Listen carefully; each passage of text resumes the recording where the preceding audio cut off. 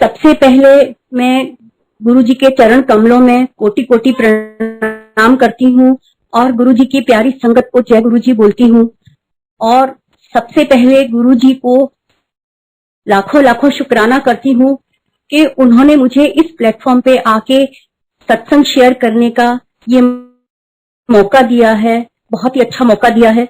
और उसके बाद में मैं मंदिर मैनेजमेंट के जो भी टीम है जिन्होंने ये सोचा और इसको पॉसिबल किया, जो मैनेज कर रहे हैं इतने अच्छे से, वो सब लोग बहुत सराहना के पात्र हैं, बहुत ही अच्छा रहे हैं। हम लोग घर बैठे हुए बिना मंदिर जाए, बिना सत्संग में जाए भी सब संगत से गुरु जी के दरबार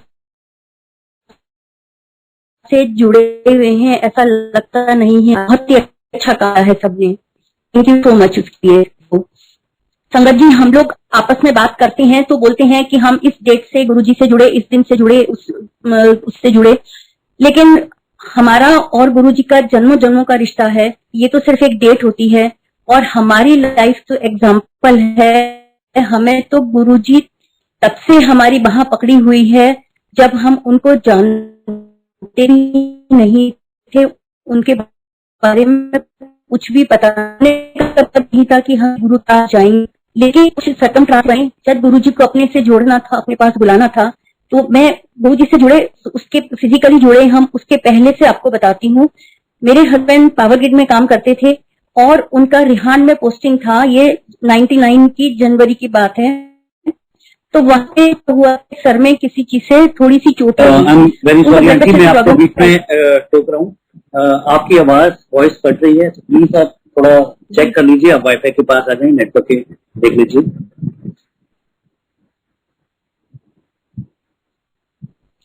अच्छा, तो हम, मेरे हस्बैंड की पोस्टिंग रिहान में थी, तो उनके सर में थोड़ी सी चोट लगी और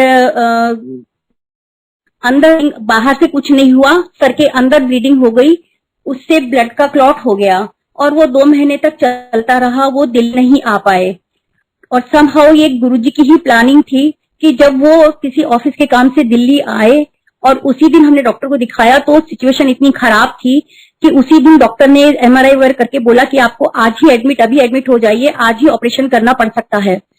तो फिर दूसरे दिन सुबह हम लोग हॉस्पिटल पहुंचे, अपोलो हॉस्पिटल पहुंचे।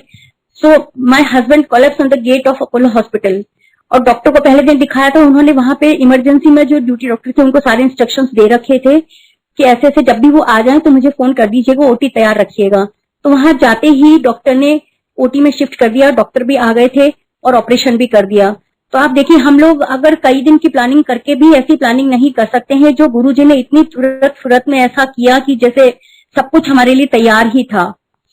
तो ऑपरेशन हो गया उनका और हम भी खुश थे कि चलो ऑपरेशन अच्छा हो गया, अब ठीक हो जाएंगे, धीरे धीरे रिकवर हो जाएंगे। लेकिन उसके 2-3 दिन बाद पता चला कि इनको ब्लड टेस्ट की रिपोर्ट आई तो किडनी फेलियर भी है, दोनों किडनी काम नहीं कर रही थी। तो हम लोग बहुत ही शॉक लगा हमको कि ये कैसे हो गया। खैर, उसके बाद में डॉक्टर्स ने डायलिसिस शुरू किया। तो स्टार्टिंग में गर्दन में छेद करके ट्यूब डाल के उससे स्टार्ट करते हैं डायलिसिस, और वो 1 महीने 1.25 महीने चलता है। उसके बाद में प्रॉपर शंट बनाना पड़ता है हाथ में, उससे डायलिसिस होता है। तो वो शंट बनाने का ट्राई किया डॉक्टर्स ने, लेकिन वो नहीं सक्सेस हुआ। फिर वो चलता रहा, ऐसे ही डायलिसिस चलता रहा और हम घर आ गए और फिर हीमोडायलिसिस के लिए हॉस्पिटल जाते रहे। मीनवाइल हम जहाँ रहते थे दिल्ली में, हमारे ही सोसाइटी में एक आरसी तिवारी अंकल रहते हैं जो एसके बिरला जी के यहाँ काम करते हैं और वो भी बिरला जी के साथ जाया करते थे। तो उन्होंने हमको गुरुजी के बारे में बताया और कुछ कुछ उनके चमत्कारों के बारे में बताया और हमको बोला कि हम आपको वहां ले जाएंगे, आपकी सारी प्रॉब्लम सॉल्व हो जाएगी। तो उन्होंने एक वो सत्संग बताया, कोई अंकल का दूसरे दिन हार्ट का बाईपास सर्जरी होना था और वो पहले दिन गए, वहां पे लंगर खाया। तो गुरुजी ने उनको बोला कि कैडी सर्जरी होनी में, कैडी सर्जरी जा, लंगर खा और खुश रहे। और दूसरे दिन उनके सारे पैरामीटर नॉर्मल आए। तो हमको जरा भी विश्वास नहीं हुआ। आप जानते हैं कि आजकल गुरु के नाम से ही मतलब कैसा वो लगता है, तो हम कुछ भी नहीं जानते थे, तो हमको भी विश्वास नहीं हुआ। लेकिन हम दूसरे दिन गए उनके साथ में, एम्पायर एस्टेट गए और हमको इतना अच्छा लगा गुरु जी का ऑरा देख के और वहां देख के कि मैं बता नहीं सकती, कि जैसे कुछ खींचा चले जा रहे हो उनके पास में, ऐसा लग रहा था। बहुत अच्छा एनवायरनमेंट था। चाय प्रसाद आई, हमको उतना भी पता नहीं था कि चाय प्रसाद लंगर प्रसाद भी ये ब्लेसिंग होती है, इतना भी मालूम नहीं था। पर हमने चाय प्रसाद ली, लंगर प्रसाद किया और हम आ गए। उसके बाद में हम कभी कभी जाते थे, बहुत ही कम जा पाते थे, क्योंकि आईपी एक्सटेंशन से एम्पायर स्टेट बहुत दूर पड़ता था। मेरे हस्बैंड उतना ड्राइव नहीं कर पाते थे, तो इसीलिए कभी कभी कोई ड्राइवर मिल जाता तो हम चले जाते थे। तो हमारी किसी से इतनी जान पहचान नहीं थी, हम किसी को जानते नहीं थे, संगत वगैरह को। अब हम जब जाते थे इतना अच्छा लगता था, गुरुजी एक हाथ से प्रसाद देते थे और हमारे दोनों हाथों में नहीं आता था। और हम लोग थोड़ा सा कुछ खा लें खाने के टाइम पे तो हमें खाना नहीं भाता है, लेकिन आधा किलो मिठाई खा के भी, वो प्रसाद की मीठा खा के भी हम लोगों को लंगर प्रसाद भी पूरा भा जाता था। ये गुरुजी का चमत्कार था। उसके बाद में पेरिटोनियल डायलिसिस, क्योंकि वो शंट नहीं बन पाया तो डॉक्टर्स ने पेरिटोनियल डायलिसिस शुरू करवा दिया, जो कि पेट में ट्यूब डाल के किया जाता है। उसके बाद संगत जी एक बार मेरे हस्बैंड गाड़ी ड्राइव कर रहे थे, आईआईटी फ्लाईओवर पे एक्सीडेंट हो गया। हमसे 2-3 आगे गाड़ियां थी, सबसे आगे वाली गाड़ी ने अचानक ब्रेक लगाया और हमसे पीछे वाली गाड़ी तक 4-5 गाड़ियां एक साथ टकराई। उसमें गाड़ी को कुछ नहीं हुआ, लेकिन शायद स्टीयरिंग मेरे हस्बैंड के पेट में लगा तो वो ट्यूब अपनी जगह से सरक गई और 2 दिन तक वैसे ही डायलिसिस होता रहा। और बाद में पता चला, लेकिन कोई प्रॉब्लम नहीं हुई, बाद में ट्यूब चेंज कर दी गई। उसके बाद में संगत जी 2003 में हम लोग वहां से गुड़गांव शिफ्ट हो गए, क्योंकि पावर ग्रिड ने वहीं जगह ले ली थी, वहीं सोसाइटी बन गई थी, तो हम यहाँ पे शिफ्ट हो गए थे। और संगत जी 2007 के अंदर मेरे हस्बैंड को हार्ट अटैक पड़ा, माइल्ड सा हार्ट अटैक पड़ा। ऑफिस में बैठे थे और वहां पे उनको चेस्ट में अनइजीनेस लगी, तो चूंकि ऑफिस में थे तो इनके कुलीग्स तुरंत मैक्स हॉस्पिटल ले आए। मैक्स हॉस्पिटल के पास ही ऑफिस पड़ता है और इधर पास में हमारा घर पड़ता है। तो 10 मिनट के अंदर उनको मेडिकल एड मिल गई। तो पता लगा, एंजियोग्राफी हुई, 2 आर्टरीज में ब्लॉकेज था और उसमें स्टेंट डाल दिया डॉक्टर्स ने। ले बहुत माइल्ड सा हुआ, कहने को हार्ट अटैक था, माइल्ड सा हुआ था और कोई भी नुकसान नहीं हुआ, ठीक हो गए। उसके बाद में संगत जी पेरिटोनियल डायलिसिस चलता रहा। वो कहते हैं कि बहुत लंबे टाइम तक डायलिसिस करते करते पेरिटोनियम जो है वो एग्जॉस्ट हो जाती है और काम करना बंद कर देती है। तो मेरे हस्बैंड के साथ भी यही हुआ होगा। तो उनका वेट बढ़ गया, 2-4 दिन के अंदर ही ड्रास्टिकली वेट बढ़ गया और उसमें जो डेक्सट्रोज होती है वो इनके ब्लड में मिलती गई, तो हमको पता भी नहीं चला। एक दिन बाथरूम में गिर पड़े और बेहोश हो गए, कोमा में चले गए थे समझो। उस हालत में मैं उनको अपोलो हॉस्पिटल लेके गई थी, तो वहां पे डॉक्टर्स भी देख के हैरान रह गए कि क्या हुआ। तो वहां पे इनके नेफ्रोलॉजिस्ट ने सारे स्पेशलिस्ट को बुला लिया। तो जो वहां के गैस्ट्रोन्टोलॉजिस्ट थे उन्होंने देख के कहा कि शुगर चेक करी, तो हालांकि मेरे हस्बैंड शुगर के पेशेंट नहीं थे, लेकिन चूंकि वो डेक्सट्रोज मिलती गई इसलिए it was beyond measuring, 600-700 sugar हो गई थी। 600-700 शुगर में आदमी का बचना मुश्किल होता है और कोमा में भी चले गए थे। तो उन्होंने ये सजेशन दिया कि जिस तरह से किसी को ग्लूकोज इंट्रावीनस चढ़ाया जाता है, उसी तरह से हम इनको इंट्रावीनस इंसुलिन की बोतल चढ़ाना शुरू करते हैं। लगातार कंटिन्यूअसली वो चढ़ती रहेगी तो वो शायद तोड़ के ब्लड में से शुगर को निकाले तो इनको होश आ सकता है, अदरवाइज तो बहुत मुश्किल है। तो जब वो इंट्रावीनस शुरू किया गया तो वो इंसुलिन ने जब तोड़ के शुगर निकाली, 1.5 दिन में इनको होश आ गया, कोमा से बाहर आ गए। So doctors also told कि Mrs Agarwal you are very lucky person कि 1.5 दिन में कोमा से बाहर आ गए, वरना एक बार कोमा में कोई चला जाता है तो कोई भरोसा नहीं होता, महीनों सालों साल लग जाते हैं। लेकिन यू आर वेरी लकी। मैंने मन में सोचा मैं क्या लकी हूँ, ये तो है उन्होंने बाह पकड़ी हुई है और उन्हीं की कृपा है, ये उन्हीं की मेहरबानी से हुआ है। उसके बाद में संगत जी इमरजेंसी में फिर से हीमोडायलिसिस शुरू करना पड़ा, क्योंकि पेरिटोनियम एग्जॉस्ट हो चुकी थी तो वो कर सकते थे। तो अब ये सवाल आया डॉक्टर्स और वो हो गया, तो अब दोबारा कैसे हुआ और इनकी हम जान नहीं सकते। हम सॉरी आंटी, मैं आपको फिर से बोल रहा हूँ, आप प्लीज चेक कर लीजिए, आपकी आवाज काफी कट हुई। कुछ पहले से इंतजाम पे रखते हैं। एक रिलेटिव है उनके साले साहब डॉक्टर हैं। अच्छा, हेलो अंकल, आवाज नहीं आ रही? जी आंटी, बीच में आपकी आवाज ब्रेक हो रही थी, तो प्लीज देख लीजिए नेटवर्क। नेटवर्क तो ठीक है अंकल,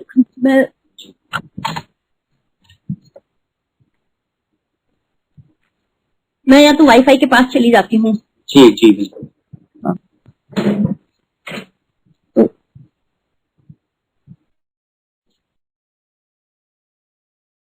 हेलो अंकल, अब आ रही है पूरी आवाज?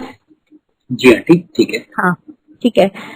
तो अब ये सवाल पैदा हुआ कि हाथ में शंट कैसे बनेगा और कैसे डायलिसिस होगा, कैसे आगे जिंदगी चलेगी। तो उस वक्त हमारे एक रिलेटिव हैं, तो वो बोले मेरे साले थे डॉक्टर, मैं उनसे बात करता हूँ। तो उन्होंने बताया कि मेरा एक फ्रेंड है डॉक्टर राकेश महाजन, जो अभी यूके से वेस्कुलर सर्जरी में स्पेशलाइजेशन करके आए हैं, तो वो बड़े आराम से सक्सेसफुली शंट बना देंगे। तो हम वहां मिले, वो अपोलो हॉस्पिटल में ही बैठते थे। हम डॉक्टर राकेश महाजन से मिले और उन्होंने बड़े आराम से सक्सेसफुली शंट बना दिया और इनका डायलिसिस चालू हो गया। उससे फिर 5 साल तक डायलिसिस हुआ। तो आप देखिए गुरु जी की मेहरबानी, आप देखिए कि किस तरह से उन्होंने इंतजाम करके रखा था कि जिस वक्त जिस प्रॉपर आदमी की सख्त जरूरत थी, उस वक्त उनसे हमारी मुलाकात करवा दी। ये गुरु जी ही कर सकते हैं और कोई नहीं कर सकता। उसके बाद में ये मैक्स हॉस्पिटल में गुड़गांव में हीमोडायलिसिस के लिए जाते रहे, वीक में 3 बार। फिर मैं ये सोचती थी, कभी कभी ये सोचती थी कि मेरे हस्बैंड की हालत इतनी खराब है, अगर कल को इनको कुछ हो गया तो मैं तो किसी भी संगत को जानती नहीं हूँ, मैं अकेली कैसे मंदिर जा पाऊंगी, कैसे सत्संग वगैरह में जा पाऊंगी। लेकिन गुरुजी ने उसका भी इंतजाम कर रखा था। हमारे सोसाइटी के पास में पावर ग्रिड ने एक मंदिर बनवाया हुआ है, तो एक बार नीचे नोटिस बोर्ड लगा हुआ था कि उस मंदिर में भजन संध्या है। तो मेरे हस्बैंड तो डायलिसिस के लिए हॉस्पिटल गए हुए थे, तो मैंने सोचा मैं वो भजन संध्या अटेंड कर लेती हूँ। मैं वहां पे गई तो वहां पे एक अंकल और आंटी भजन गा रहे थे, तो मैं नहीं जानती थी उनको। उन्होंने भजन जब गाया तो उसमें वो शायद सदा आंटी और मासूम अंकल ही गा रहे थे भजन। तो उनका एक भजन है, हमने सुनी है गुरुजी तुमरी महिमा अपरंपार, उसमें आता है ओम नमः शिवाय शिव जी सदा सहाय, ओम नमः शिवाय गुरुजी सदा सहाय, वो आता है। तो वो जब गा रहे थे तो मैं सुन के हैरान रह गई कि ये तो हमारे गुरुजी का मंत्र है, तो ये कैसे इसमें गा रहे हैं। और मैं हमेशा गुरुजी का पेंडेंट पहन के रखती थी। तो जब भजन खत्म हो गए उसके बाद में मैं उन आंटी के पास गई और उनको दिखा के बोली कि आंटी आप भी इन्हीं गुरुजी को मानते हैं? तो उन्होंने बोला हाँ हम इन्हीं को मानते हैं, देखो हमने भी पेंडेंट पहन रखा है और हमारे हस्बैंड ने, बच्चों ने, सबने पहन रखा है पेंडेंट, उनको ही मानते हैं। उसके बाद में मीरा जौहर आंटी आगे आई, उन्होंने भी बोला कि देखो हमने भी पहन रखा है, हमारे बच्चों ने भी पहन रखा है, हम भी इनको मानते हैं। और 2-3 संगत और भी वहां पे मिली जो बता रही थी कि हम भी इसी संगत से जुड़े हुए हैं। तो इस तरह मेरा फिर से संगत से जुड़ना हुआ, मुलाकात हुई उन लोगों से। तो मीरा जौहर आंटी ने बताया अंजना मैनी आंटी के बारे में। वो बोली कि वो उस दिन मैनी आंटी वहां पहुंच नहीं पाई थी मंदिर में, तो उन्होंने मुझे उनका नंबर दिया और बोला कि आप अंजना मैनी आंटी से बात कर लीजिएगा। तो दूसरे दिन मैंने अंजना मैनी आंटी से बात करी, तो वो मुझे बोली कि आप ट्रांसप्लांट क्यों नहीं करवाते हैं। तो मैंने कहा कि जब इमरजेंसी में अपोलो हॉस्पिटल में जब पेरिटोनियम फेल हो गई थी, तो अपोलो हॉस्पिटल में हीमोडायलिसिस किया था, तो उस टाइम पे शायद जिस मशीन से इनका डायलिसिस किया गया था उस पे पहले किसी हेपेटाइटिस सी का वाले आदमी का हुआ होगा डायलिसिस, तो उस मशीन से इनको हेपेटाइटिस सी लग गया। और डॉक्टर्स ये कहते हैं कि जिसको हेपेटाइटिस सी लग जाता है उसका ट्रांसप्लांट सक्सेस नहीं होता है, तो अब वो तो पॉसिबल नहीं है। तो मैं अंजना आंटी ने बोला कि फिर आप लोटा ब्लेस क्यों नहीं करवाते हैं। तो मैंने कहा कि गुरुजी ने हमको कभी कहा ही नहीं लोटा ब्लेस करवाने के लिए।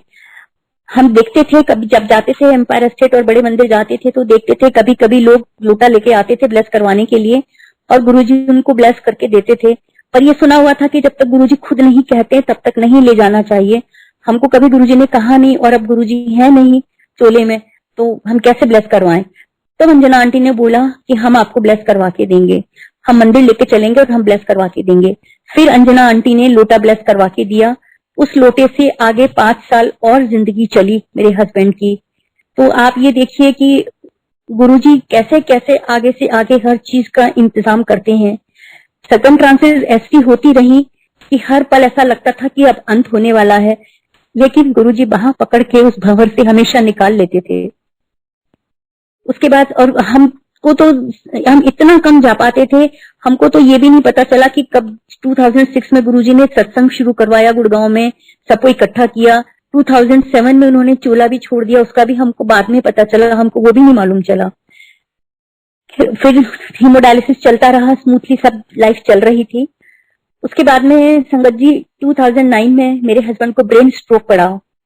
तो ब्रेन स्ट्रोक पड़ने से मतलब इतना ज्यादा नहीं हुआ कि कुछ मुंह टेढ़ा हो जाए या आधे अंग में हो जाए या कुछ काम नहीं कर पाए, ऐसा नहीं हुआ।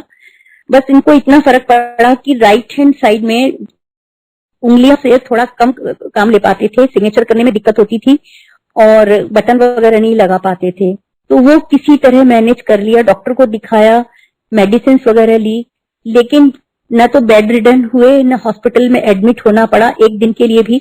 और किसी को ऑफिस में भी ये पता नहीं चल पाया कि इनको ब्रेन स्ट्रोक पड़ा है।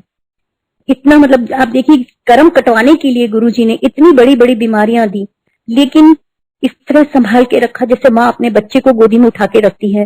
वो एक कहानी आती है ना कि एक व्यक्ति सी बीच पे चल रहा था, तो 2 पैरों के निशान देख के उसने गॉड से पूछा कि when I was in my most troublesome time at that time you left me alone. यहाँ पे 2 ही पैरों के निशान थे। तब भगवान ने उनको बोला कि नहीं, वो मेरे ही पैरों के निशान थे, तुम्हारे ट्रबलसम टाइम में मैंने तुमको गोदी में उठा रखा था।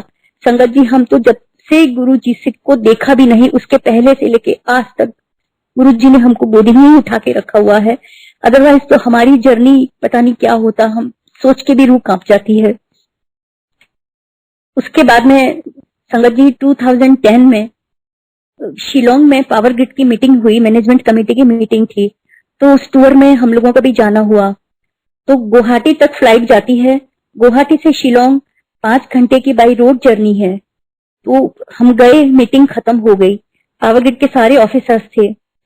वापस शिलोंग से गुवाहाटी के लिए हम लोग कार में रवाना हुए, सब अपनी अपनी कारों में, कोई थोड़ा आगे थोड़ा पीछे। उस वक्त उस इलाके में सबका नेटवर्क खत्म हो गया था, किसी का मोबाइल चल नहीं रहा था। हमने 2-2.5 घंटे की जर्नी करी होगी कि हमको लेफ्ट हैंड साइड टर्न लेना था ड्राइवर को, और लेफ्ट में बहुत नीचे तक गहरी खाई थी, तो ज्यादा दबा नहीं सकते थे, और सामने से ट्रक आ रहा था जिसको राइट टर्न करना था। एंड उसी टाइम पे इनके आगे जो इनके कुलीग जा रहे थे, उन्होंने फोन किया, एकदम से 2 सेकंड के लिए फोन बजा इनका, और उन्होंने पूछा एसके तुम कहां तक पहुंचे। तो इन्होंने बस उसी टाइम ट्रक ने टक्कर मारी ड्राइवर के साइड में, और इन्होंने इतना बोला, अरे अरुण हमारा तो एक्सीडेंट हो गया, तुम गुवाहाटी पहुंच के दूसरी गाड़ी भिजवा देना।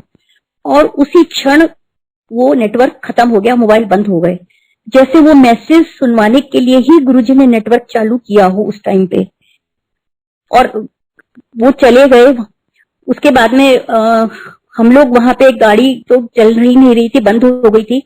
हम गाड़ी बंद करके ग्लासेस चढ़ा के सीट के नीचे दुबक के छुप के बैठे रहे उतनी देर तक गुरुजी का नाम लेके, क्योंकि रात का समय हो रहा था, बहुत तेज बारिश हो रही थी और घनघोर जंगल था वहां पे, और टेररिस्ट इलाका था। कहते हैं वहां टेररिस्ट को पता लग जाए कि गाड़ी में कोई गवर्नमेंट ऑफिसर है तो वो किडनैप करके ले जाते हैं। पहले भी एक बार कोई पावर ग्रिड के ऑफिसर है मिस्टर दास, उनको किडनैप करके ले गए थे, उनको 10 महीने तक अपनी कस्टडी में रखा था उन्होंने। तो हमको बहुत डर लग रहा था, हम सीट के नीचे दुबक के जैसे तैसे बैठे हुए थे। और वहां से गुवाहाटी वो पहुंचे, उनकी कुलीग वहां से उन्होंने दूसरी गाड़ी भेजी, फिर 2-2.5 घंटे की जर्नी करके वो गाड़ी हम तक पहुंची। हम सेफली उस गाड़ी में गुवाहाटी पहुंच गए, और वहां पे उन्होंने होटल में कह भी रखा था कि हमारे कुलीग का एक्सीडेंट हो गया, वो रात को देर से पहुंचेंगे, आप किचन में खाना रखिएगा, बंद मत करिएगा। और हमको खाना भी मिल गया। तो आप देखिए उस हालात में कुछ भी हो सकता था, पता नहीं क्या हो जाता, लेकिन गुरुजी ने पूरी तरह से प्रोटेक्शन दिया हुआ था। गुरुजी हमेशा अंग संग रहे हमारे। उसके बीच में मैं बताती हूँ संगत जी, मेरी जो बड़ी बेटी है उसकी 2009 में शादी हो गई, बहुत अच्छा घर मिला, बहुत अच्छा लड़का मिला, सब हो गया। उन्होंने आपस में एक दूसरे को पसंद कर लिया था। अच्छा, हम जब गुरुजी के पास जाते थे तो देखते थे कई कई संगत लोग आते हैं, फोटोग्राफ लेके आते हैं अपने बच्चों के मैच के लिए और गुरुजी को दिखाते हैं कि गुरुजी ये ठीक है, वो ठीक है। गुरुजी उनको सजेस्ट भी करते थे, ये नहीं इससे करो। तो मैं मन में सोचती थी कि छोटी बेटी के लिए हमको मैच ढूंढना था, तो मैं सोचती थी गुरुजी तो है नहीं, हम किसको पूछेंगे, कैसे हमको पता चलेगा कि कौन सा मैच ठीक है कौन सा नहीं, हम कैसे डिसाइड करेंगे। लेकिन गुरुजी ने वो भी प्रॉब्लम अपने आप सॉल्व कर दी। 2011 में गुरुजी के महासमाधि दिवस के दिन अंजना मैनी आंटी मेरे को बोली कि ओल्गा आंटी के यहाँ सत्संग है, चलो वहां चलते हैं। तो हम दोनों वहां चले गए। वहां सत्संग अटेंड करके हम निकले तो 4 साढ़े 4 बज गए थे। तो अंजना आंटी ने बोला कि चलो हम गुरुजी के मंदिर बाहर से ही मत्था टेक के फिर गुड़गांव चलेंगे, आज महासमाधि दिवस है तो हम माथा टेक के चलेंगे। मैंने कहा ठीक है चलो। तो हम गुरुजी के मंदिर गए, वहां पे माथा टेका और फिर हम गुड़गांव के लिए रवाना हुए। हमको स्टार्ट हुए थोड़ी ही देर हुई थी कि मेरे हस्बैंड का फोन आया और उन्होंने ये बोला कि बाहुबली एनक्लेव में जो एके जैन साहब हैं, जिनके यहाँ हमारे अर्पिता की बात चल रही थी, उनका फोन आया है और उन्होंने आज मिलने के लिए बुलाया है। उसी वक्त अंजना आंटी बोली कि देख गुरुजी ने तेरे को इंडिकेशन दे दिया है, तेरी बेटी की शादी वहीं तय होगी, देख लेना। हम शाम को वहां से मिलने उनके यहाँ मिलके आए। संगत जी उन्हीं के घर में उसकी शादी फिक्स हुई और 2011 में उसकी भी शादी हो गई। और वो भी बहुत अच्छा परिवार, बहुत अच्छा लड़का, सब कुछ गुरुजी ने बहुत अच्छा किया हमारे साथ में। हम बहुत खुश हैं, बहुत सेटिस्फाइड हैं हर तरह से। उसके बाद संगत जी 2012 में छोटी बेटी को डेंगू फीवर हो गया। तो उसके प्लेटलेट्स इतने गिर गए थे कि 28,000 तक पहुंच गए थे। हम लोग घबराए, उसको एडमिट किया, उनके इन-लॉज ने उसको एडमिट किया मैक्स हॉस्पिटल पटपड़गंज में। तो वहां पे डॉक्टर ने हम लोगों को बोला कि आप ब्लड का इंतजाम करिए, प्लेटलेट चढ़ाने पड़ेंगे। हमने 1-2 लोगों से बात भी कर ली थी। मैं जब गई हॉस्पिटल तो गुरुजी का एक पेंडेंट लेके गई, वो उसके पिलो के नीचे रख दिया और मैंने उसको बोला कि तू कुछ मत कर, लेटी लेटी सिर्फ गुरुजी का मंत्र जाप करती रहे, मन ही मन में मंत्र जाप करती रहे और वो पिलो के नीचे रखा रहने दे। आप विश्वास नहीं करेंगे संगत जी, न तो ब्लड लेना पड़ा न प्लेटलेट चढ़ाना पड़ा। उसी दिन रात से उसके प्लेटलेट अपने आप बढ़ने शुरू हो गए। 2 दिन में पूरे नॉर्मल क्वांटिटी में आ गए और तीसरे दिन उसको हॉस्पिटल से छुट्टी मिल गई। ये गुरुजी ही कर सकते हैं, गुरुजी का ही चमत्कार है, उनकी ही कृपा है। हर तरह के सर्कमस्टांसेस में, हर हालात में गुरुजी किस तरह बचा के निकालते हैं कि हम शब्दों में नहीं बयां कर सकते। उसके बाद अब संगत जी मैं अपने फादर का सत्संग सुनाती हूँ। मेरे फादर जयपुर में रहते थे और उनका राजस्थान यूनिवर्सिटी के पास में बिरला मंदिर के पीछे बंगलो था, अच्छा प्राइम लोकेशन पे बड़ा बंगलो था। तो उनको कुछ हेल्थ प्रॉब्लम ऐसी थी, नी रिप्लेसमेंट करवाया था उन्होंने, वो फेल हो गया था, तो थोड़ा सा बेड रिडन से ही थे। तो उसके बाद में मेरी मदर को भी 2010 में वर्टिब्रा प्रोलेप्स की प्रॉब्लम हो गई थी, तो डॉक्टर ने उनको बेड रेस्ट बता दिया।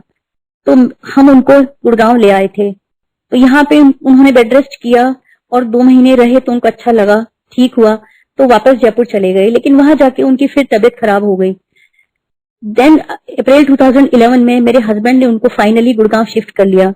Because my husband's health problem, I was not able to go frequently Jaipur to look after them. तो उनको यहाँ लाने से हम सारा सबका ही हेल्थ प्रॉब्लम एक साथ देख पाते थे, तो उनको हमने शिफ्ट कर लिया। तो उनको यहाँ बुला लिया हमने, तो उस मकान को रेंट आउट कर दिया। तो जो टेनेंट को हमने रखा था उसने एक बिल्डर से कोलेब्रेशन कर लिया और उसको झूठ बोल दिया कि पथारी साहब ने ये मकान मुझे बेच दिया है और हम लोग यहाँ पे मल्टी स्टोरी फ्लैट्स बनाएंगे। उसके बाद में वहां पे से कुछ प्रॉपर्टी डीलर्स का मेरे पास फोन आया कि आपने मकान बेच दिया है क्या? मैंने कहा नहीं, बिल्कुल नहीं बेचा है। फिर हम जयपुर गए, उन लोगों से मिले और जब बिल्डर से मिलके हम घर गए तो वहां पे वो टेनेंट नहीं थे, उनका कजन ब्रदर था, तो वो अपने गांव धौलपुर गए हुए थे। तो हमने उसको बोला कि हम पुलिस को बुलाएंगे, तुम्हारे ब्रदर ने ऐसे ऐसे फोर्जरी की है। तो उसने कहा मैं एग्जाम देने आया था यूनिवर्सिटी में, एक बैग लेके आया था, ये मैं बैग लेके चला जाता हूँ, आपकी चाबी लीजिए, आप जाने, आपका मकान जाने और पाठक साहब जाने। और हमको इस तरह मकान की चाबी मिल गई। हम लॉक लगा के वापस गुड़गांव आ गए, क्योंकि दूसरे दिन मेरे हस्बैंड का डायलिसिस होना था। उसके 3-4 दिन बाद में फिर पाठक जी का फोन आया, तो उन्होंने बोला आप लॉक खोलिए। तो हमने उनको यही बोला कि हम इसी शर्त पे खोलेंगे कि आप कोई मकान ठीक कर लीजिए, हम जैसे ही खोलेंगे आपको यहाँ से शिफ्ट करना पड़ेगा। तो वो मान गए। और संगत जी, इस तरह से आप देखिए, इतना प्राइम लोकेशन का इतना बढ़िया बंगलो था, एक नया पैसा खर्च नहीं करना पड़ा, कोई पुलिस नहीं बुलानी पड़ी, कोई वर्बल झगड़ा नहीं हुआ, फिजिकल कोई कुछ नहीं हुआ, और बड़े आराम से वो मकान खाली हो गया। और ये सब गुरुजी की प्लानिंग थी। देयर इज नथिंग को इंसिडेंस, सब गुरुजी की प्लानिंग थी। क्योंकि वो मकान फिर हमने जून 2012 में बेच दिया था। वो सेल करने के बाद में साल भर बाद मेरे हस्बैंड की डेथ हो गई थी। तो गुरुजी को पता था कि इनकी जिंदगी इतनी ही है। इनकी डेथ के बाद तो हम एक बार भी जयपुर नहीं जा पाए, ना हम उसको रेंट आउट कर पाते, ना हम उसको सेल कर पाते, हम कुछ भी नहीं कर पाते। कोई अगर दरवाजा तोड़ के भी अंदर घुस जाता तो भी हम कुछ नहीं कर पाते थे। तो गुरुजी ने ही उस आदमी के दिमाग में ये भरा और ऐसी प्लानिंग करी कि मतलब बिना किसी प्रॉब्लम के स्मूथली वो मकान खाली हो गया। उसके बाद में यहाँ पे गुड़गांव में उनको फ्लैट दिलवा दिया। फिर मेरे हस्बैंड ने वो फ्लैट तैयार करवा के उसको भी रेंट आउट करवा दिया, और जून 2013 तक वो रहे। और संगत जी, उनको पता था गुरुजी को कि इनकी जिंदगी खत्म होने वाली है। तो आप देखिए, उसके पहले एक बार इंदौर में मीटिंग हुई, तो उज्जैन में महाकालेश्वर जी के दर्शन करवाए गुरुजी ने, हमको वो मौका दिया। 13 के अंदर बनारस यूनिवर्सिटी के अंदर कुछ काम निकला ऑफिस का, तो हम बनारस गए, तो काशी विश्वनाथ जी के भी दर्शन करवाए। ये गुरुजी की ही मेहरबानी है कि उनको अपने पास बुलाने से पहले उन्होंने ये भी मौका दिया उनको। उसके बाद संगत जी, मेरे फादर का मैंने बताया कि नी रिप्लेसमेंट फेल हो गया था। तो जनवरी 2014 में उनको बहुत भयंकर पेन हुआ, इतना सीवियर पेन हुआ कि वो बस कह के मैं इस पेन के साथ जिंदा नहीं रहना चाहता, मुझे मरने की गोली ला दो। तो मैं एम्बुलेंस बुला के उनको पारस हॉस्पिटल लेके गई, वहां पे दिखाया डॉक्टर को। तो डॉक्टर ने बोला कि एक हिंज वाली रॉड आती है, वो हम इनके एक सर्जरी और करेंगे, वो इनके इसमें डाल देंगे, तो कभी पैर मुड़ा भी तो वो हिंज लोड ले लेगी, तो कभी प्रॉब्लम नहीं होगी। एक सर्जरी और करवानी होगी। तो हमने कहा ठीक है, हम सोच लेते हैं। हम घर आ गए। तो जब मेरे फादर जयपुर में होते थे, तो उन्होंने एक यूटीआई की पॉलिसी ली हुई थी 3 लाख रुपीज की। तो उसका 15 साल का लॉक इन पीरियड था, और उसके एवज में 2000 रुपीज पर मंथ उनके अकाउंट में आते थे। तो 5 साल हो गए थे उसको। तो मेरे फादर को मन में आया कि अभी तो 5 साल ही हुए हैं, 10 साल बाकी हैं, तो हमारी बेटी 10 साल बाद किसने देखा, कहाँ कहाँ घूमती रहेगी वो लेने के लिए, तो हम उसको प्री मेच्योर रिडीम करवा लेते हैं, कुछ पैसा कटेगा तो कट जाएगा। तो वहां पे एक एजेंट से मेरे फादर ने बात करी, तो उन्होंने पता करके बताया कि ये आप प्री मेच्योर तभी रिडीम कर सकते हैं एक ही, अनलेस कि आपको कोई बहुत हेल्थ प्रॉब्लम हो और उसके लिए कोई लंबा ट्रीटमेंट होना हो और उसमें 3-4 लाख रुपए का खर्चा होना हो, तभी आप कर पाएंगे। तो हमने कहा ठीक है। तो हम 3-4 दिन पहले ही डॉक्टर को दिखा के आए थे, उन्होंने ये बताया ही था कि इनकी सर्जरी करनी होगी। तो मैं डॉक्टर के पास गई और उनको बोला कि डॉक्टर साहब, आपको ये सर्टिफिकेट देना पड़ेगा, हमको पैसे का इंतजाम करना पड़ेगा सर्जरी के लिए। उन्होंने बड़े आराम से वो सर्टिफिकेट दे दिया, और उसके बेसिस पे वो पॉलिसी हम रिडीम कर पाए। 10-15 हजार रुपए कटे, बाकी पैसे हमको वापस मिल गए। और संगत जी, आप देखिए, उसके बाद में मेरे फादर का नी पेन भी खत्म हो गया, मतलब बहुत बियरेबल हो गया। उनका सेक होता था और पेन रिलीफ ऑइंटमेंट लगा देते थे दिन में 2-3 बार, लेकिन जो इतना अनबियरेबल था बहुत ही कम हो गया। जैसे कि गुरुजी ने वो 4-6 दिन, हफ्ते भर का जो उनको भयंकर दर्द था, सिर्फ वो पॉलिसी रिडीम करने के लिए या इसके लिए ही किया होगा। अदरवाइज तो अगर हम उस डॉक्टर के पास नहीं गए होते, तो हमारा एकदम नियरेस्ट रिलेटिव भी होता तो वो भी झूठा सर्टिफिकेट नहीं देता। ये गुरुजी की प्लानिंग होती है, ये आप देखिए। उसके बाद में संगत जी, अब मैं मेरा सत्संग सुनाती हूँ। मुझे ये 2018 में यहाँ पे हमारे पास में एक नवयुग अपार्टमेंट है, उसमें नंदिता बख्शी आंटी रहती हैं। तो उन्होंने अपने घर में मंथली सत्संग शुरू किया था फर्स्ट थर्सडे को। तो उनका मैसेज आया, तो मैं 2-3 बार उनके यहाँ सत्संग अटेंड करने गई। उसके बाद में जनवरी 19 में उनका सत्संग का मैसेज फिर से आया, 10 जनवरी को था। तो मैंने उनको बोला कि आंटी मेरे को कफ एंड कोल्ड बहुत हो रहा था, तो मैं बोली आंटी इस बार मेरी तबीयत ठीक नहीं है तो मैं नहीं आ पाऊंगी। तो बोली ठीक है आंटी, मेरे को गुरुजी ने ड्रीम में दिखाया भी था कि आप बीमार हैं, तो कोई बात नहीं, मैं आपको लंगर प्रसाद भेजूंगी। तो मैंने मन में सोचा कि एक तो सत्संग करें और मैं ऐसी कौन सी वीआईपी हूँ कि मुझे घर पे वो भेजें प्रसाद। तो मैंने कहा नहीं आंटी आप घर पे मत भेजिएगा, मैं ठीक होने के बाद में जब भी आपके घर आऊंगी तो जो भी आप खिलाएंगे उसको लंगर प्रसाद मान के खा लूंगी। तो बोली ठीक है। और उसी दिन संगत जी कुछ सिम्टम मुझे आया, तो उसके बाद में अगले 3-4 दिन भी वो सिम्टम आता रहा और परसिस्ट करता रहा। तो फिर मैंने नंदिता आंटी को फोन किया और उनको बोला कि आंटी आप मुझे बताइए गुरुजी ने आपको एग्जैक्टली ड्रीम में क्या दिखाया था। तो आंटी ने मुझे बोला कि गुरुजी ने मुझे ड्रीम में दिखाया था कि मैं कुछ प्रसाद लेके आपके घर आई हूँ और आप बीमार हैं, पलंग पे लेटे हुए हैं और आपका घर अस्त व्यस्त है, things are not in proper manner.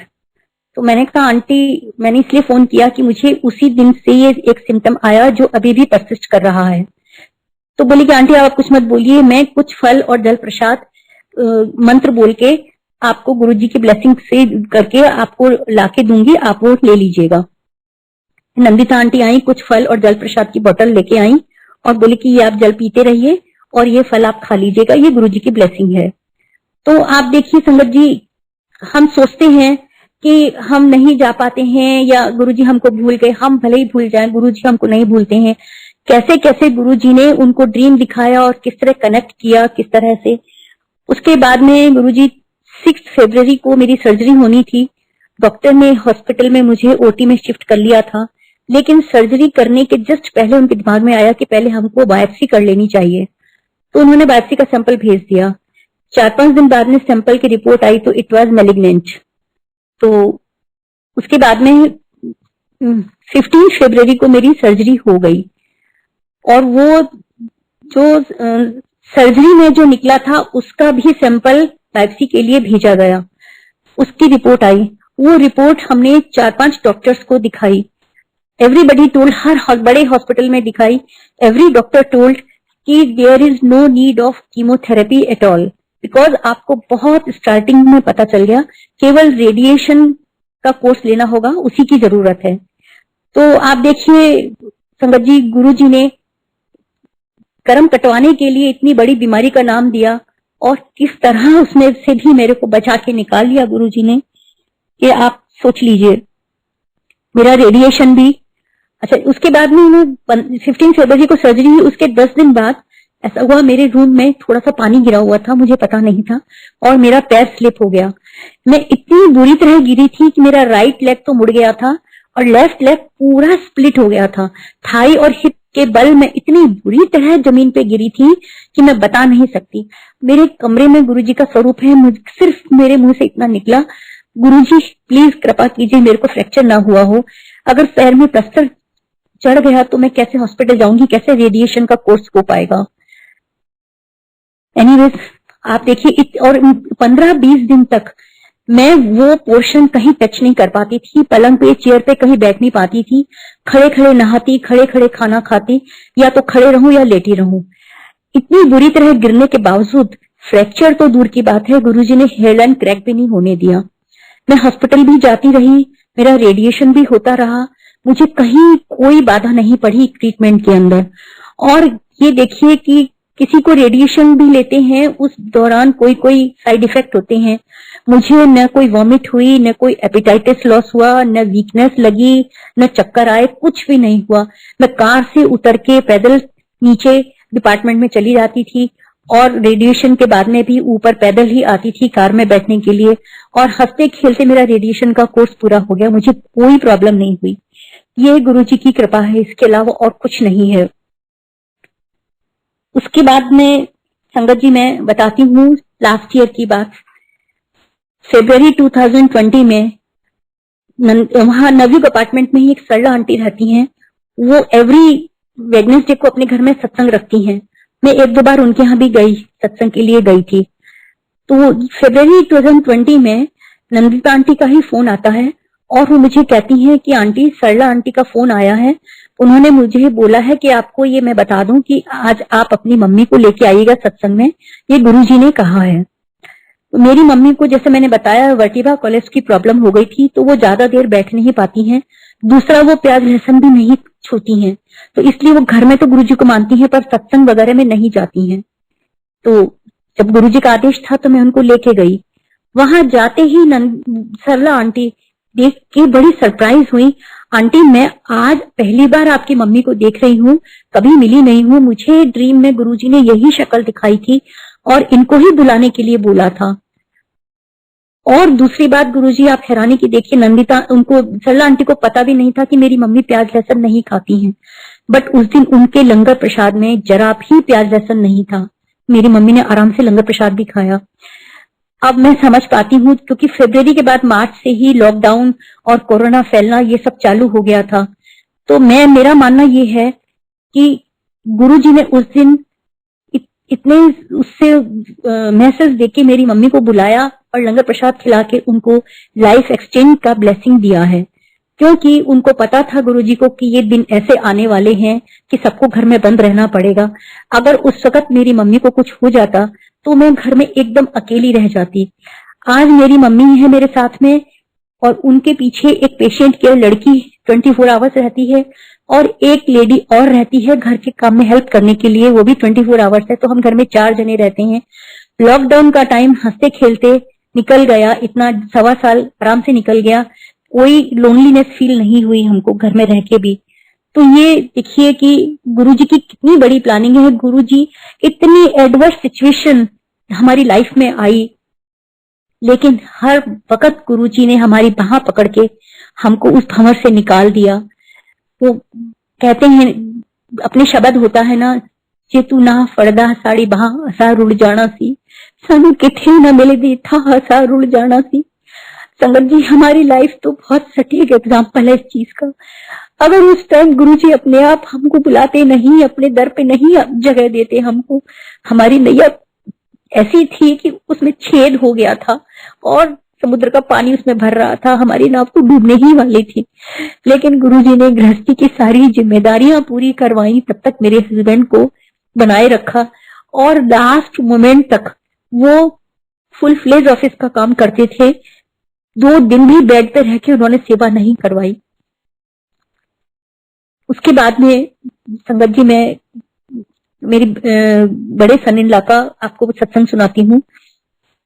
गौरव हैं, वो ऑफिस के काम से जर्मनी गए थे। वहां पे वो होटल से ऑफिस जा रहे थे बाई कार, तो जर्मनी में ट्राम से उनकी कार का एक्सीडेंट हो गया। कार तो चकनाचूर हो गई, लेकिन गौरव को एक खरोंच तक नहीं आई। ये गुरुजी ही है। जबकि मेरी दोनों बेटी के इन-लॉज जैनी हैं, जैन्स हैं, वो गुरुजी को जानते भी नहीं थे, मानते भी नहीं थे। लेकिन कहते हैं ना कि परिवार में एक जना भी जुड़ जाता है तो गुरुजी सबको ब्लेसिंग देते हैं। मेरे फादर भी नहीं मानते थे गुरुजी को, लेकिन फिर भी आप देखिए उनको कैसी कैसी मुसीबतों से निकाला गुरुजी ने। तो उसके बाद में बड़ी बेटी के इन-लॉज मसूरी में रहते हैं। तो एक बार ये लोग मसूरी गए, वहां से सब लोग बाई कार वापस आ रहे थे।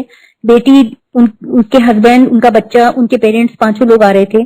तो आते हुए रास्ते में ट्रक से टक्कर हो गई। गाड़ी को थोड़ा नुकसान हुआ, लेकिन 5 जनों में से किसी एक को स्क्रैच तक नहीं आया और गाड़ी को भी इतना ही डैमेज हुआ कि गाड़ी चालू हालत में रही। वो लोग उसी गाड़ी से गुड़गांव तक पहुंच गए और यहाँ आके उन्होंने गाड़ी ठीक कराई। तो आप देखिए गुरुजी किस तरह से सबको ब्लेस करते हैं और किस तरह से सबको मुसीबत से बचाते हैं, ये मैं आपको बता रही हूँ। और संगत जी मैं ये बताती हूँ कि गुरुजी हमको वही देते हैं जो हमारे भले के लिए होता है, वह नहीं देते जो हम चाहते हैं। इसका मैं आपको एग्जांपल देती हूँ। 2001 में टेहरी हाइड्रो डैम कॉर्पोरेशन में डायरेक्टर टेक्निकल की पोस्ट की वांट निकली थी। उसका मेरे हस्बैंड ने इंटरव्यू दिया था, उसमें वो नंबर 1 सेलेक्ट हो गए थे। तो हम लोग बड़े खुश थे कि चलो बहुत अच्छी बात है। लेकिन उसके बाद में समहाउ कुछ ऐसा सर्कमस्टांसेस हुए कि किसी ने पावर मिनिस्ट्री में बोल दिया कि इनकी हेल्थ ठीक नहीं रहती, डायलिसिस करते हैं, so he will be not fit for this post. तो एक हिस्ट्री में कभी ऐसा नहीं हुआ। जिनको बाईपास सर्जरी हार्ट की हो जाती है वो भी चेयरमैन डायरेक्टर तक बन जाते हैं। लेकिन ये तो गुरुजी की प्लानिंग थी, किसी और की क्या प्लानिंग थी। तो मेडिकल बोर्ड एम्स में बिठाया गया 3-4 डॉक्टर्स का, उन्होंने चेक किया और उसके बाद उन्होंने भी ये बोल दिया, डिक्लेयर कर दिया कि he is not fit for that post. और तब तक जो 2 नंबर पे दूसरे व्यक्ति आए थे, कोई एनटीपीसी के ऑफिसर थे, उन्होंने अपनी फाइल आगे बढ़ा दी। तो वो मेरे हस्बैंड मेरे को बोले कि तुम अब भी गुरुजी को मानती हो, तुम अब भी भगवान को मानती हो। मैंने कहा हाँ, मैं अब भी गुरुजी को मानती हूँ, इसमें गुरुजी ने हमारा कोई भला ही सोचा होगा, आगे जाके हमको पता चलेगा। तो ये आप देखिए गुरुजी, ये संगत जी 2001 की बात है और 2030 तक मेरे हस्बैंड रहे। उसके बीच में कितने, मैंने आपको बताया कितने अप्स डाउन इनकी हेल्थ में आए। अगर इनका उस वक्त सिलेक्शन हो जाता तो टेहरी में इनका पोस्टिंग होता। टेहरी में कोई प्रॉपर मेडिकल फैसिलिटीज नहीं थी कि इनको जो इतनी बड़ी बड़ी प्रॉब्लम्स हुई तो इमीडिएटली कोई मेडिकल एड मिल जाती। दूसरी बात, डायरेक्टर की पोस्ट इतनी डिमांडिंग होती है कि किसी भी time, any time chairman call कर सकते हैं, दिल्ली जाना पड़ सकता है। पावर मिनिस्ट्री में कोई मीटिंग हो जाती है, पावर मिनिस्टर भी विजिट करने टेहरी आ सकते हैं, पावर सेक्रेटरी भी, मतलब मीन्स की any time anywhere they can call और वहां पहुंचना ही पड़ता है। तो अगर मेरे हस्बैंड उस डिमांड को पूरा नहीं कर पाते तो he would have been declared as a failure person, जो कि उनके लिए जीते जी मरण के बराबर होता। वो कभी भी ये चीज बर्दाश्त नहीं कर पाते। और अगर वो उस पोस्ट की डिमांड को फुली मीट करना चाहते तो वो चाह के भी नहीं कर पाते। हेल्थ खत्म हो जाती, इनकी लाइफ भी अनटाइमली खत्म हो जाती। गुरुजी की प्लानिंग इतनी अच्छी थी, पावर ग्रिड में रहते हुए ही इतनी अच्छी तरह मैनेज हो गया। घर, ऑफिस और हॉस्पिटल सब बराबर बराबर में थे। हीमोडायलिसिस भी चलता रहा और सारी स्मूथली सब काम होते रहे। और संगत जी, पावर ग्रिड में रहते हुए ही गुरुजी ने फिर इनके 3 प्रमोशन करवाए। जब हम गुरुजी से जुड़े थे तो डीजीएम थे ये। डीजीएम के बाद में जब पहला प्रमोशन हुआ, एजीएम बने, तो हम उस दिन गुरुजी के दरबार में गए। हम बोलते उसके पहले ही गुरुजी ने बोला, बन गया बिजली का कमिश्नर, तो पहले भी साफ सुथरा था, पहले भी कभी रिश्वत ना खाई, आगे भी रिश्वत ना खाई हो, जिंदगी भर ऐसे ही रही हो। ये गुरुजी के वर्डिंग्स थे। गुरुजी को सब पता था, सब जानते थे गुरुजी, हमारे कहने की जरूरत ही नहीं थी। और इसके अलावा 1200 केवी का ट्रांसमिशन लाइन पहली बार इंडिया में लगा, एमपी में बीना में लगा और वो पावर ग्रिड ने लगाया। और उसके लिए भी गुरुजी ने मेरे हस्बैंड को यश दिलवाया। मेरे हस्बैंड तो कौन होते हैं करने वाले, ये गुरुजी का ही किया धरा है, उन्होंने उनको ये यश दिलवाना था। और चाइना, जापान, साउथ कोरिया और इंडिया वगैरह सबके कोलैबोरेशन से ये काम हुआ था। तो 1 साल मीटिंग चाइना में हुई, 1 साल जापान में हुई, 1 साल इंडिया में हुई और 2 बार साउथ कोरिया में हुई। हम हर जगह ये जाते थे। हीमोडायलिसिस के बावजूद किसी तरह गुरुजी ने सब मैनेज करवाया। कभी भी एक दिन भी इनको ये कहना नहीं पड़ा कि मैं डायलिसिस करता हूँ इसलिए ये काम नहीं कर पाऊंगा। नेशनल, इंटरनेशनल सब टूर करते रहे, फुल फ्लेज में सेमिनार, मीटिंग सब कुछ अटेंड करते रहे। और पावर ग्रिड में सब लोग आज भी याद करते हैं कि इतनी हेल्थ खराब होने के बावजूद अग्रवाल साहब पूरे शिद्दत से सारा काम करते थे। तो ये इनका यश नहीं है, ये सब गुरुजी का ही है। और मैं एक बात और, जो नई संगत है उनसे एक बात और कहना चाहती हूँ कि हम सोचते हैं कि ये बात ठीक है कि गुरुजी ड्रीम में आते हैं, ब्लेस करते हैं। ये ड्रीम नहीं होता, गुरुजी खुद ही आते हैं और फ्रेग्रेंस आती है, 7 नंबर दिखाई देता है या ओम दिखाई देता है, वो सब ब्लेसिंग होती है। मैं इस चीज को मानती हूँ। लेकिन अगर संगत जी आपको इसमें से कुछ नहीं नजर आए या कुछ फील नहीं हो, तब भी ये मत सोचिए कि हमको ब्लेसिंग नहीं मिली। जिनको ये सब दिखाई देता है उनको ब्लेसिंग मिलती है, हमको नहीं मिलती है। क्योंकि हमको 22 साल हो गए गुरु से जुड़े हुए, मुझे न तो कभी गुरुजी ड्रीम में आए, न कभी कोई फ्रेग्रेंस फील हुई, न कभी ओम दिखाई दिया, न कभी 7 नंबर दिखाई दिया। इनफैक्ट मेरी जब सर्जरी होनी थी तो जिस फ्लोर पे मुझे थिएटर में ले जाना था, वहां 2 ऑपरेशन थिएटर थे, एक 6 नंबर का और एक 7 नंबर का। मैं मन में खुश हो रही थी कि मुझे 7 नंबर के ऑपरेशन थिएटर में ले जाएंगे, लेकिन मुझे 6 नंबर के में ले जाया गया। कुछ भी नहीं होने के बावजूद आप देखिए गुरुजी हर पल हमारे साथ हैं, हर पल वो हमें संभाल रहे हैं। हमारे अंग संग हैं, हमारी जिंदगी कभी की खत्म हो जाती। आज जो इज्जत से हम रह रहे हैं, हम दर दर के भिखारी हो जाते अगर गुरुजी ने हमको नहीं संभाला होता तो हम लाखों जन्म लेके भी गुरुजी का शुक्रिया अदा नहीं कर सकते, उनका कर्ज नहीं उतार सकते। और संगत जी, मैं जो गुरुजी के टाइम से जो लोग जुड़े हैं उन लोगों से मेरी एक रिक्वेस्ट है कि हम नई संगत को, अगर हम जब गुरुजी के दर का रास्ता बताते हैं तो गुरुजी के बारे में हमको पूरा पूरा बताना चाहिए, क्योंकि हमने कुछ गलतियां की गुरुजी से जुड़ने के बाद भी, हमको मालूम नहीं था। इतनी हेल्थ खराब होने के कारण हमारे मन में पूरी सेटिस्फेक्शन नहीं थी। हम ज्योतिषी के पास जाते थे, उनसे पूछते थे, उन्होंने जो रिंग बताई वो भी रिंग पहनी, लेकिन बहुत बाद में हमको पता चला कि ये सब नहीं करना चाहिए, इससे गुरुजी की ब्लेसिंग मिलने में बाधा पड़ती है। तो हमने वो फिर रिंग उतार दी और फिर हमने वही किया जो हमको पता चलता था। तो संगत जी, जो नए लोगों को हम जोड़ते हैं उनको सारी बात बतानी चाहिए, ये मैं रिक्वेस्ट करती हूँ। और गुरुजी के बारे में तो जितना कहा जाए उतना कम है। मैं गुरुजी से यही प्रे करती हूँ कि ये कोविड को जल्दी से जल्दी खत्म करें और वापस पुराने दिन आए, वापस सब लोग संगत एक साथ बैठे, गुरुजी को याद करें, गुरुजी के चरणों में बैठे हैं, मंदिर जाएं, दर्शन करें, वो सब वापस चालू हो। और सबको मैं फिर से जय गुरुजी बोलती हूँ और गुरुजी को कोटि कोटि शुक्राना करती हूँ। और गुरुजी की जो टीम मैनेज कर रही है, हमको ये अवसर मिलता है, उनको भी जितनी तारीफ की जाए उतनी थोड़ी है। जय गुरुजी।